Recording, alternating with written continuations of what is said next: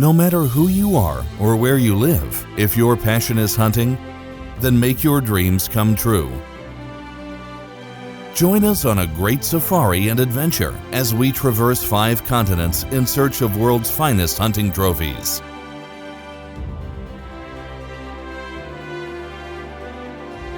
Join the best professional hunters in the world in search for the best trophy animals. You will experience unforgettable hunting adventures and international cultures that few people on Earth get to know. Share the thrill of the ultimate challenge to promote the sustained use of world's greatest renewable resources, wildlife conservation, and fair chase hunting.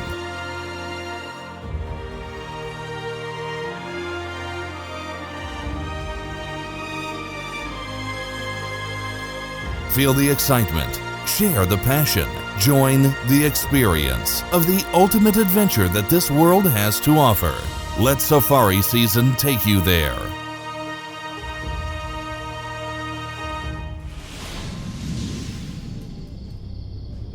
In the previous episode, we saw the success of our friend from Michigan, the famous bow hunter Gary Bogner, and his successful alpine ibex hunting.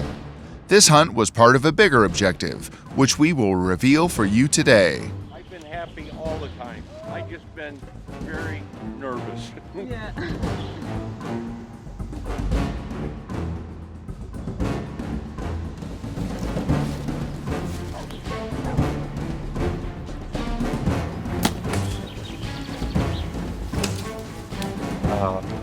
Is Alpine ibex, and it existed in Bulgaria like some 2,000 years ago, but then sort of became extinct, and over some 50 years ago was reintroduced again and has made a big comeback.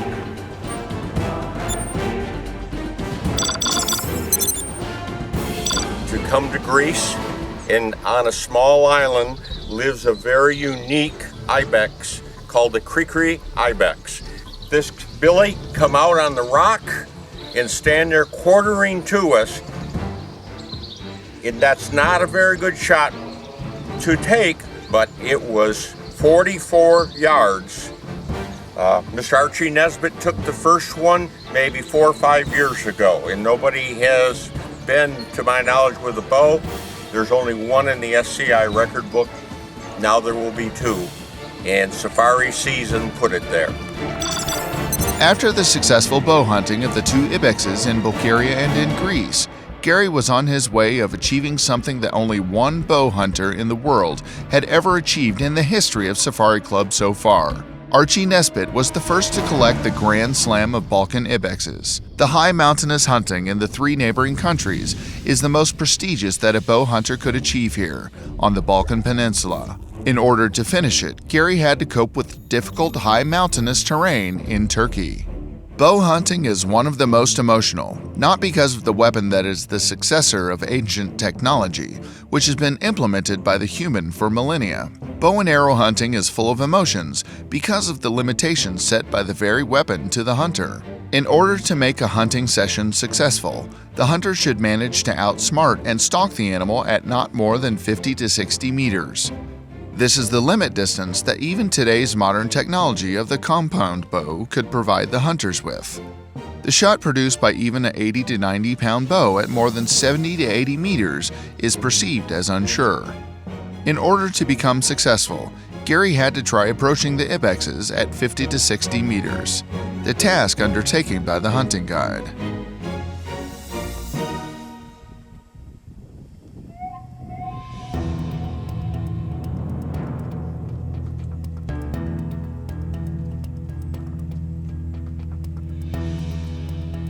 It will be easier.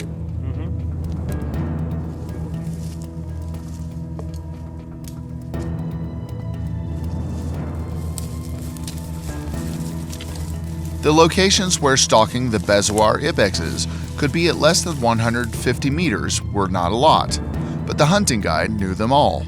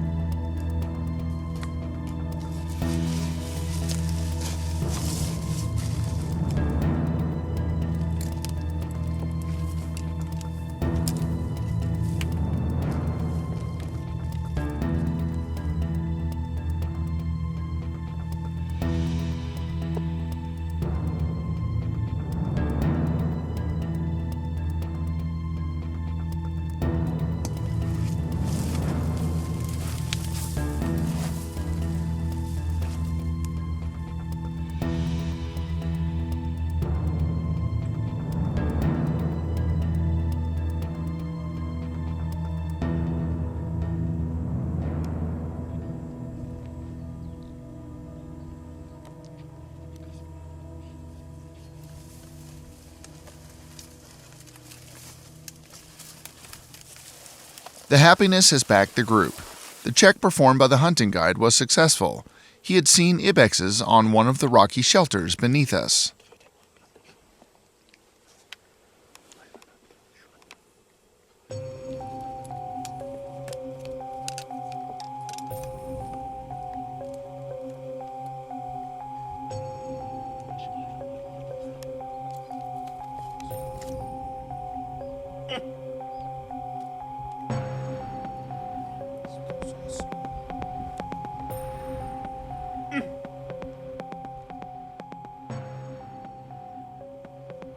The young animal was not Gary's suitable trophy. The hunter wanted a very old ibex beyond its procreation age. To the hunter, the horn size was less important than the animal's age.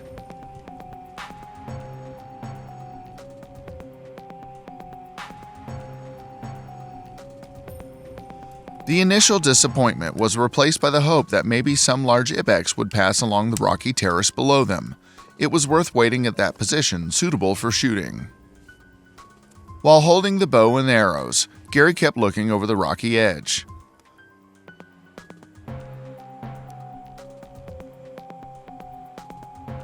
The youth that had passed half an hour ago beneath us suddenly showed up amidst the tree crowns at our height. The curious animal was not losing sight of us, and we were expecting the warning snorting that would put our unnoticeable presence on the rock at an end. I think he just set up.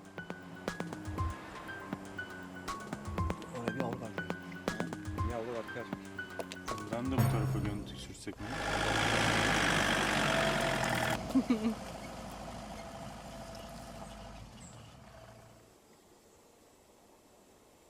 Fresh tomatoes and cheese and spiked veal sausages were about to restore our strength.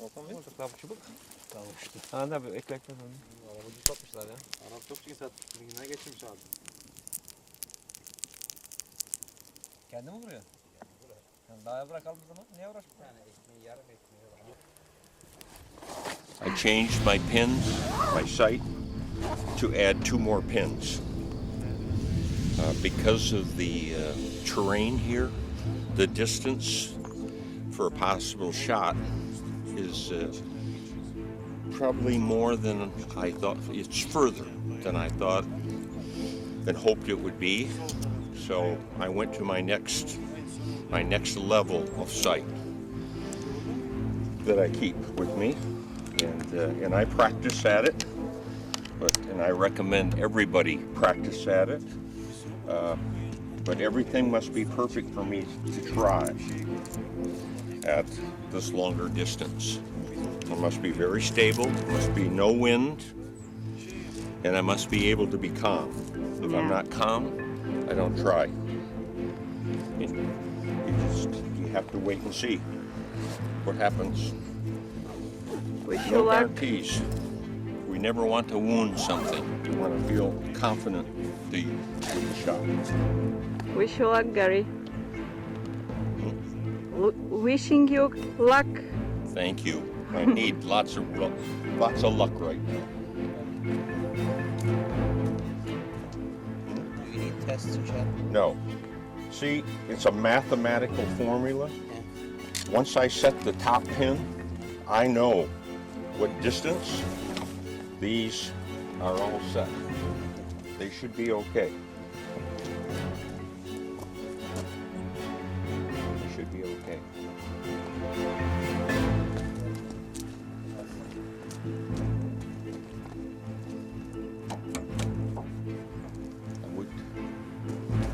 You want to make a test shot?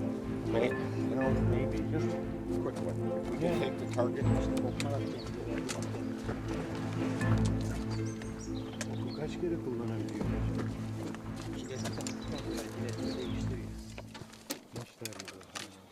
Uçtaki kafa değişiyor.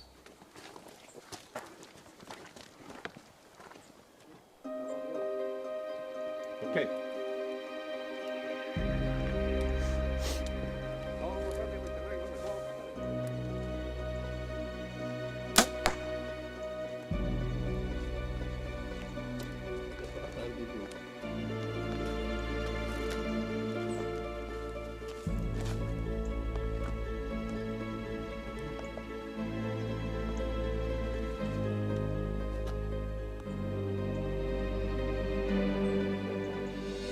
See, I'm shaking because there's audience. Yeah, but you have audience too when you're doing. Yeah, but that's, I mean, in testing. Yes.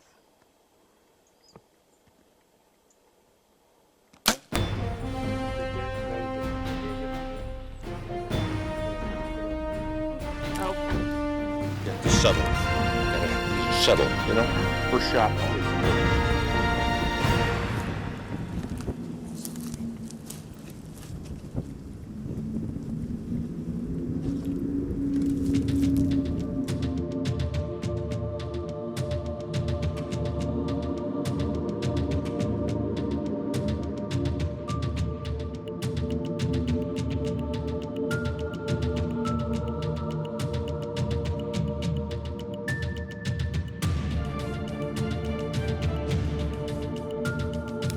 Quite unexpectedly to everyone, the large ibex we saw at 40 meters along the slope that was unreachable to us followed a female one.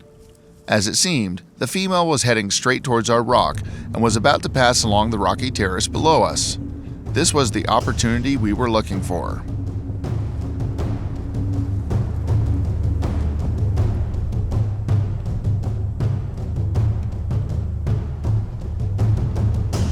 After we lost the animals out of sight in the shrubs, instead of heading right in our direction, they headed left to the steepest rock section. The distance to there was more than 120 meters, and it was too long for a bow shot.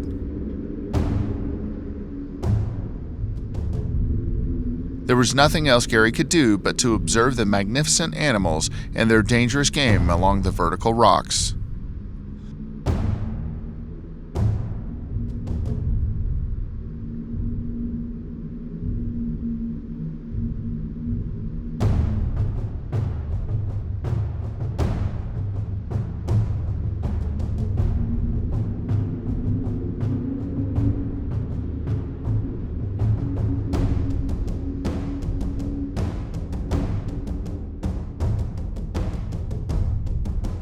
After the monarch jumped over the rocky edge, it was time to change the position and try our luck somewhere else.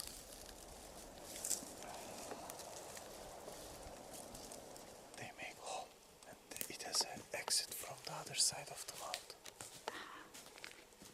What is that mine? Chrome mine. Chrome mine. Chrome mine. This has chrome inside and this is just stone. Where is the chrome? Here is the stone chrome. It's like iron. It's heavy like iron. It's heavier. Look, you see. Right on her toe. But here in Do this you have gazelles in Turkey? Persian was What kind of Persian was Persian? How do they hunt them? I you mean, know, we scout them by car. We go by car. right. And we saw them and we stop. You can't get very close to them. Yeah. Okay. Because the area is flat. Yeah. Okay. And did they ever come to waterfalls? To join? Probably yes, because the area is too high. Yeah. I wondered if these came to salt licks. You know, if there's natural salt lick in the mountains. Here they have water everywhere. Yeah. And do they have salt?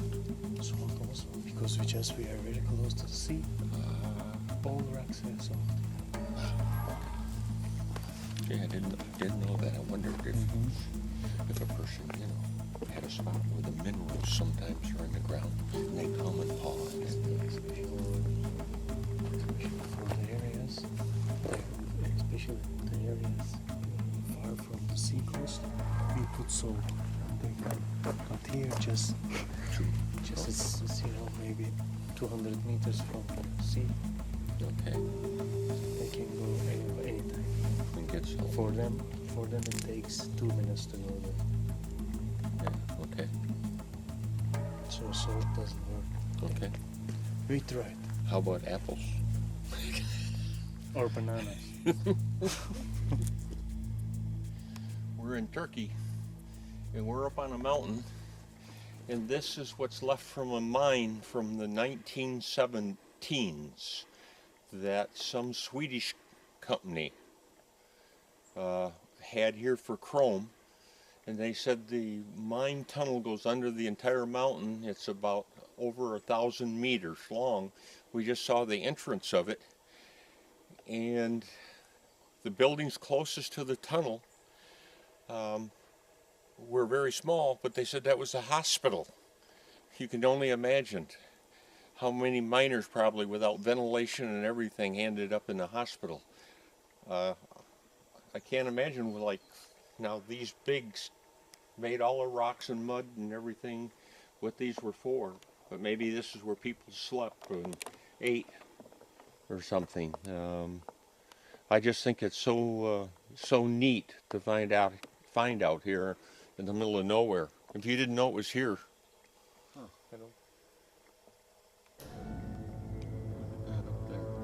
They look like rooms. Yes, they do. It looks like, you know, some civilization ruins. But to think it was, you know, about 100 years ago. Yeah. We're making memories in Turkey. We were just talking, Sonny and me, about all the work to build this rock wall in this road with little cobblestones for the mine that was up here. The labor must have been hundreds and hundreds of people, and I can't even imagine the months and months of work it must have took to do it without equipment back in the early 1900s. Boy.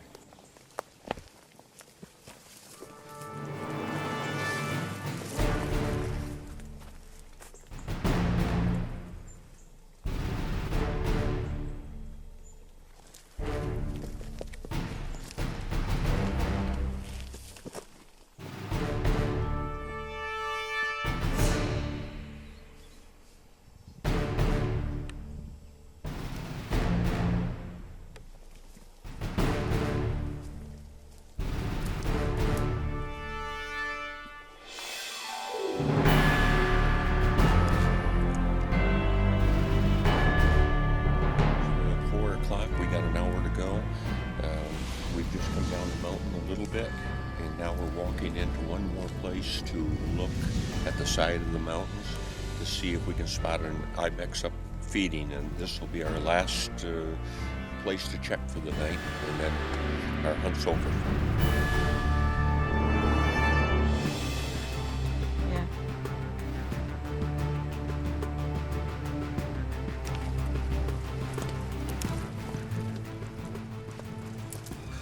This put an end to Gary's attempt to shoot down a Bezoar ibex in Turkey.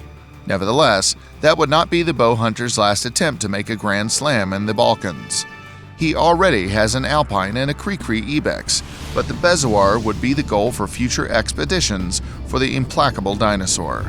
And now, let us leave for a while the Rocky Mountains in Turkey and get back to Stara Planina in Bulgaria.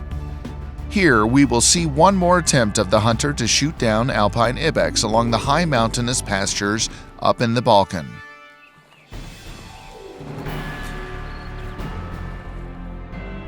Nevertheless, this time around, the hunter is about to be hunting with carbine. This is supposed to facilitate stalking the high mountainous ibex. Even though the fire gun could hit a target at more than 300 meters, the animal should be found and approached at least at that distance. A task which is not so easy to perform in the huge mountainous territory crossing the whole Balkan Peninsula. The Alpine ibex population here is so small compared to the terrain size that it could be compared to looking for a needle in a haystack. And this goes well about that hunt. Only the year-round observations by the forestry workers could help us define the approximate locations of the ibexes. This depends on the season and the availability of seasonal rainfalls.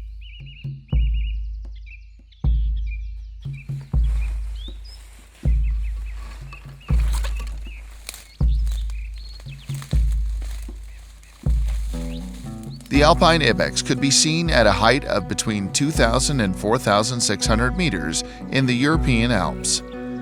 In the 80s of the 20th century, Alpine ibexes were imported in Bulgaria from Sweden, and these were being disseminated around the Musala and Botev summits. They got successfully adapted only in Rila, and there their numbers went up to 80 animals. In the last 5 years preceding and during the democratic changes in Bulgaria, as well as in the former communist countries, many state game rearing reserves were destroyed. Back then, the Balkan and its inhabitants turned into a no-man's land. Almost all animals got killed by poachers, and only single animals got relocated to other, less accessible high mountainous localities. During the summer and the autumn, the ibexes usually go out looking for food early in the morning and at dusk when temperatures are bearable. During the rest of the day, they doze, hiding in rocky niches and caves, covered up at great height with good visibility of the surrounding area. The caves are inaccessible to predators and people, so the animals live almost unbothered. Young animals move in groups, thus protecting themselves against possible predator attacks. Their main diet is based on mushrooms, high mountainous grasses, shrubs, moss, lichen, and roots. Sometimes, when the winters are very cold and the snow covers everything for weeks, they feed on tree bark. For the right over the female harem, they get into fierce battles. The males keep hitting their heads with their large horns in the typical manner, standing up on their rear legs to gain better acceleration. This typical battling manner could be explained by the small space which the opponents usually have and the impossibility to get acceleration. The high mountainous march is tiresome because of the thin air. In order to help hunters adapt easily, the hunting guides take frequent breaks. There's nothing to be ashamed of when you get beaten by nature that had sheltered the last alpine ibexes far away of the Alps. Taking a longer break once a day is even a must. The meat baked on an open fire up on the mountain could not be compared to a barbecue in the yard. Everyone who tried the steaks that day could tell you this. The Alpine ibex is a precious hunting trophy, and its meat is exceptionally delicious, and every part of its body, even its feces, were used in the past for preparing various cures and magical teas. In the regions in which it was initially disseminated, after almost 10 years of poaching destruction, in 2000 they counted only 14 animals, and until the end of 2004, only 3 remained. Because of the catastrophic species decline in 2005 on Stara Planina, in the region of Baba Summit, at 1,780 meters above sea level, another 40 ibexes were disseminated, and the last count done in 2007 that took place in the region of the second dissemination fills us with hope for the species' future, with the 63 counted animals. Ever since, only several of the oldest and ill animals got shot down in order to prevent genetic mutations. This is the ibex our friends are after. It's limping with its rear leg. That's our animal. Shoot! The hunting guide's whispering helps the hunter to calm down and decide on the right timing. The accurate hit is his responsibility.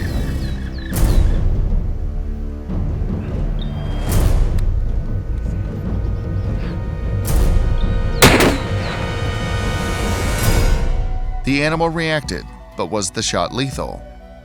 Soon the hunter's tortures were brought to an end. The hunting guide saw the trophy animal that had fallen down the rocky slope. Here comes the hardest part, that is about transferring the heavy ibex to the pathway along the slope.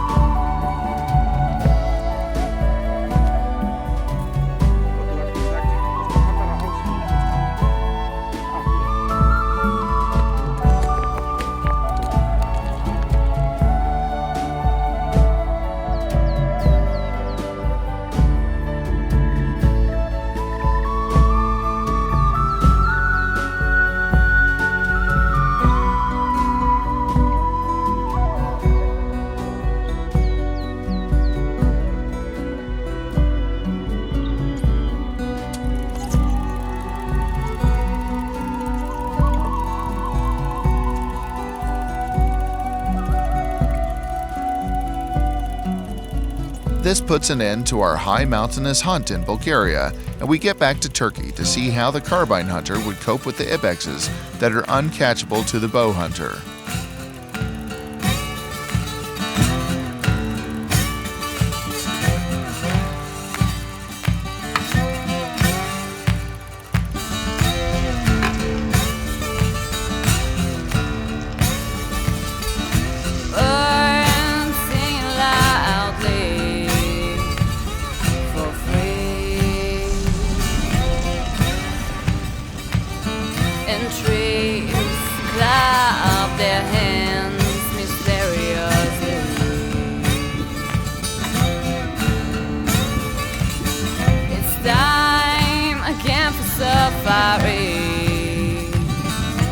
Let me be your company.